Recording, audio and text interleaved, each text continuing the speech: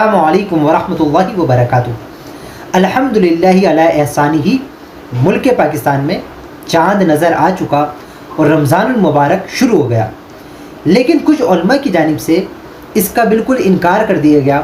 کہ ہم اس چاند کو تسلیم نہیں کرتے، اس چاند کو نہیں مانتے، اس رویت کو کہ یہ کون سا چاند تھا جو غائب تھا، اچانک سے 10:30 بجے نظر آیا اور پھر اعلان کر دیا گیا کہ چاند نظر آ گیا، جبکہ مسجدوں میں باقاعدہ تالے لگ چکے، حافظ صاحب سو چکے، اندھیرا ہو گیا، لوگ اپنے گھروں میں آ گئے، سب مایوس ہو گئے تھے کہ اب کوئی چاند نظر نہیں آئے گا، لیکن چاند نظر آ گیا۔ اور یہ چاند دیکھا بھی گیا پشاور میں، اور یہ ہمیشہ سے رہا۔ جو لوگ بھی دنیا سے باخبر ہیں وہ یہ جانتے ہیں کافی سالوں سے کہیں بھی چاند نظر نہ آئے۔ اگر محکمہ موسمیات والے اعلان کر دیں کہ چاند نظر آنے کا کوئی امکان نہیں، ماہر فلکیات یہ اپنی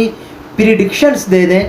کہ چاند کا وجود ہی نہیں ہوگا، چاند پیدا ہی نہیں ہے، اس کے باوجود بھی تمام لوگوں کو آپ بڑے بڑے پہاڑوں پر، صحراؤں پر دوربینوں، خوردبینوں کو لے کر ان کو مقرر کر دیں، وہ سب دیکھتے رہیں، ہر کوئی کہے گا کہیں چاند نظر نہیں آیا، کہیں چاند نظر نہیں آیا، لیکن اس کے باوجود بھی پشاور والے کہتے ہیں کہ ہمیں چاند نظر آ گیا۔ یہ بڑی حیرت کی بات ہے اور کافی سالوں سے یہ چل رہا ہے۔ ایک صاحب نے یہ بتایا، اور وہ تھے بھی پٹھان، بڑے مذاق کی بات اور بڑی انہوں نے حقیقت پر مبنی بات بتائی جس میں واللہ عالم بالصواب، لیکن انہوں نے یہ کہا، ان سے پوچھا گیا کہ ایسا کیا ہے کہ کہیں چاند نظر نہ آئے، آپ کو چاند نظر آ جاتا ہے، ایسی آنکھوں میں ایسا نور ہے،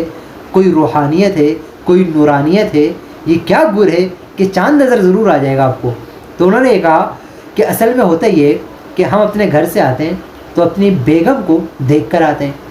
اور بیگم کو جس طرح محبت میں چاند اور چندہ کہا جاتا ہے،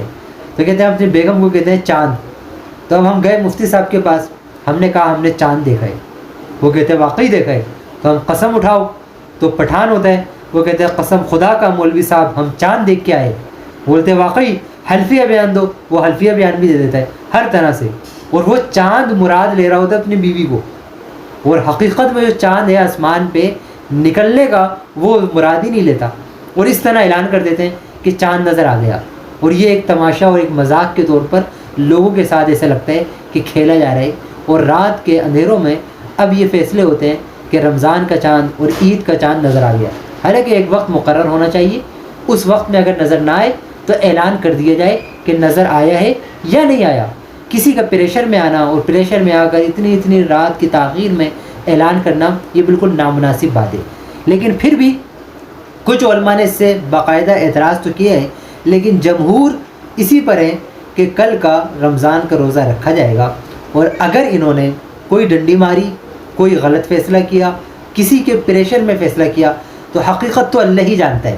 تو اس کا وبال انہی لوگوں پر ہے جو رؤیت ہلال کمیٹی ہے، عوام پر نہیں ہے۔ اگر عوام ان کی بات مان کر روزہ رکھ لے تو بالکل روزہ رکھے، یا عید کا اعلان ہو جاتا ہے، عید کر بھی لی، تب بھی اس کا جتنا بھی گناہ ہوگا، وبال ہوگا، وہ انہی پر ہوگا، عوام پر نہیں ہے۔ تو اس لیے عوام پریشان نہ ہو، اگر اعلان ہو گئے تو آپ روزہ رکھیں بالکل، اور رمضان کا مبارک مہینہ شروع ہو گیا تو بالکل کمر بستہ ہو جائیں، جیسا کہ حدیث پاک میں آتا ہے، پیارے آقا سرکار دو عالم صلی اللہ علیہ وسلم رمضان کے لیے کمر بستہ ہو جاتے، تیار ہو جاتے کہ اب ہمیں عبادت کرنی ہے۔ غفلت میں ہم لوگ اپنے لیے سوچیں کہ کوئی وقت بھی، کوئی لمحہ نہیں گزارنا، ہر وہ کام کرنا ہے جس سے اللہ راضی ہو جائے۔ یہ رمضان کا مہینہ جب ختم ہو تو ہمیں ہر قیمت، ہر صورت پر اپنی مغفرت اللہ سے کرا لینی ہے،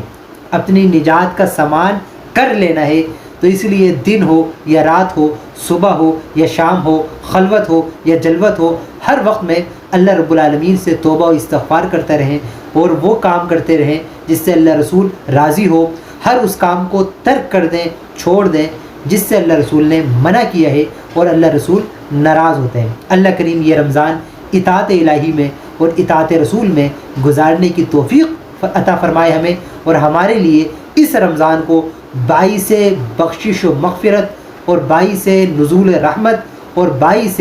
نجات بنائے، آمین یا رب العالمین۔